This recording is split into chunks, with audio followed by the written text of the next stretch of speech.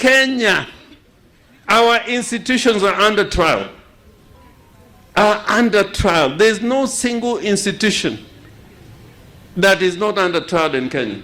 If you go to the Supreme Court, there are a lot of questions that are being raised about the principal judicial organ, the supreme organ in the country called Kenya. There are questions on the issue of the constitution, and here I'm with Raila Amolo Odinga. Devolution is under threat, and until we are prepared to fight for the constitution and not for the little things we are given, unless we are prepared to fight for what is in the constitution for us as a matter of right, Kenya is going to lose direction. We must fight, and the constitution is under trial. Under trial. And although at national politics people can say a lot of things, but if you want to see how empty those things that are being said are, Nyamrero are here. They are supposed to, what Nyamrero is being paid is not a salary, is not even allowance. The truth of the matter is you are not getting your right. I am asking the Kenyan people that we should be like other democracies where people fight for their rights and what belongs to them. That is how we can take Kenya forward. Not by this silly politics we are being engaged in.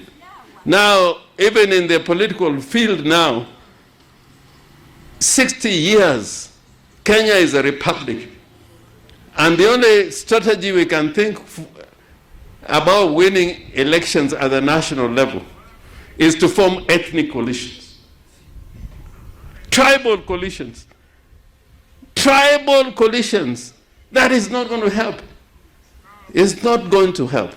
Kenya, we want, like in the United States of America, although it's a mature democracy, where a young man who has roots in a Lego could go to the United States and be a president in America because they fight for constitutional provisions and what is right for that country. Tokae, niji nyaka gwelre ni kabilani. We are being so backward. We are being so backward. So these institutions is what we must make strong. And right now in Kenya, the last free and fair election that we had was in 2002. 2002. If we are not careful, even this election that is coming is not going to be free and fair. I am looking at it critically. Even with this IBC, I can see the membership that is going to come out of this process. I am sure that unless they are constitutionally anchored and allowed the space, Kenya is not going to have free and fair elections. It is not going to have free and fair elections. We are living in a country where the most popular man in the country for the last 20 years, Raila Amolo Odinga, cannot win an election because it's being stolen all the time. And we are forced to now enter into deals and transactions that do not make sense. So the struggle is going to be more difficult. I am prepared to go back to jail. I'm prepared to go back on the streets. But I'm not going to have a country where the most popular presidential candidate we've ever seen, Raila Amolo Odinga, every time after every election, the elections are stolen. And you're going to a Supreme Court also that is compromised. This is not a country to be proud about. This is a country where now the young people, the Gen Zs, you have to come out and we are prepared to join you. Yeah, so we have to change. We have to change this thinking.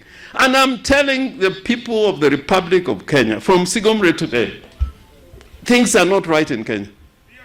If you can have Kipsigis community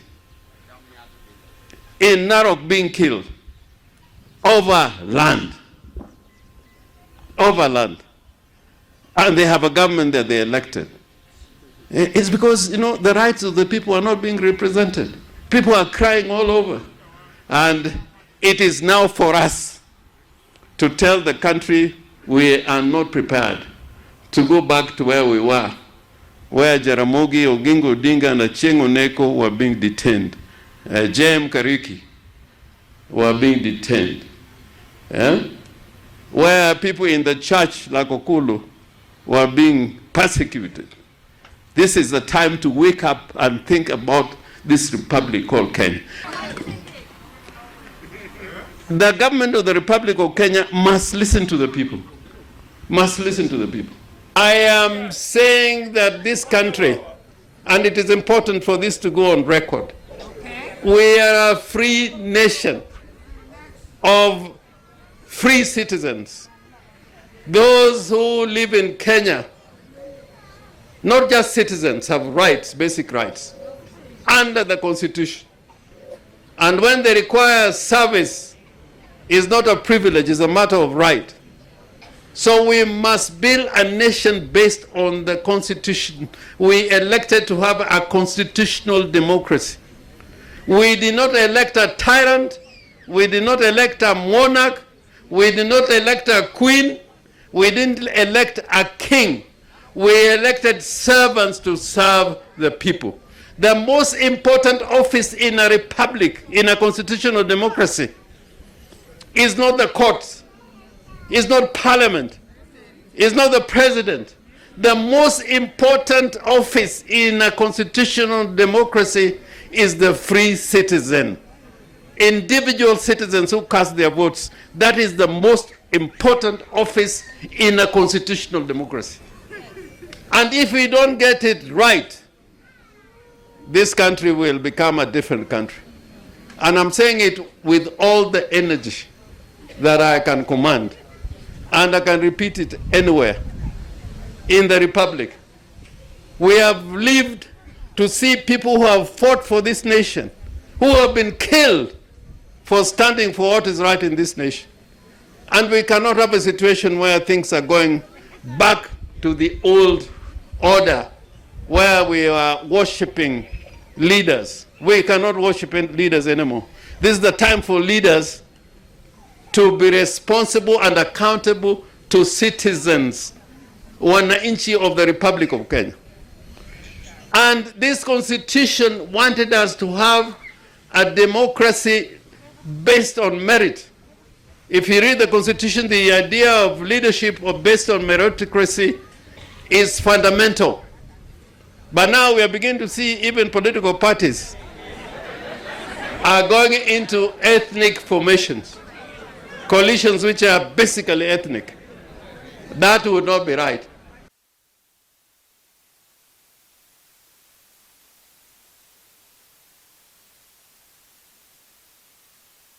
Dhako wadwa tim nango